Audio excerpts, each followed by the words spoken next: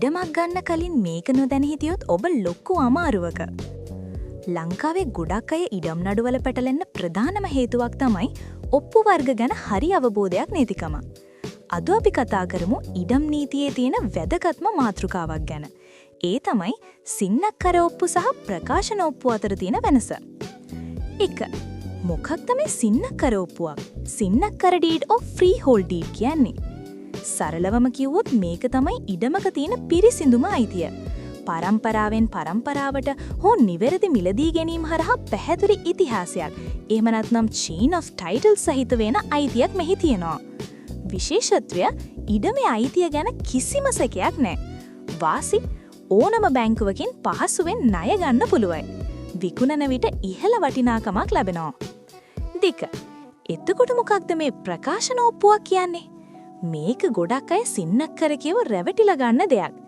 ඉඩමක අයිතියට අදාළ පැරණි ඔප්පු හොයාගන්න නැති වුණාම නැත්නම් අයිතිය ඔප්පු කරන්න නිසි ලියකියවිලි නැති වුණාම කෙනෙක් මේ ඉඩම මට අයිතියි කියලා තනි පාර්ශවයකින් හදාගන්න ඔප්පුවක් තමයි මේක.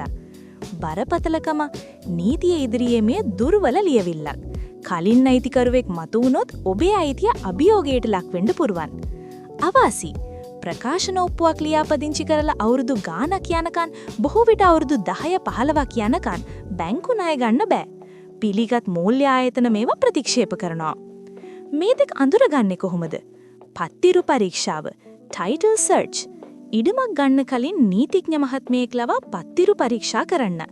එතනදී පරණ ඔප්පු නටුව එකපාරටම අලුත් ඔප්පුවක් ලියාපදිංචි වෙලා තියෙනවා නම් ඒක ප්‍රකාශන ඔප්පුවක් වෙන්න පුළුවන්. පෙළපත, පෙඩිග්‍රී.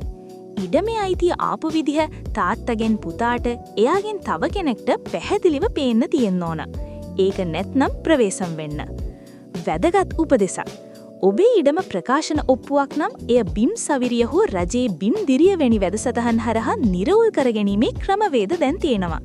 ඒ ගැනත් සොයලා බලන්න. ඉඩම් ප්‍රශ්න ගැන තවත් දේවල් දැනගන්න අපිව ෆලෝ කරන්න.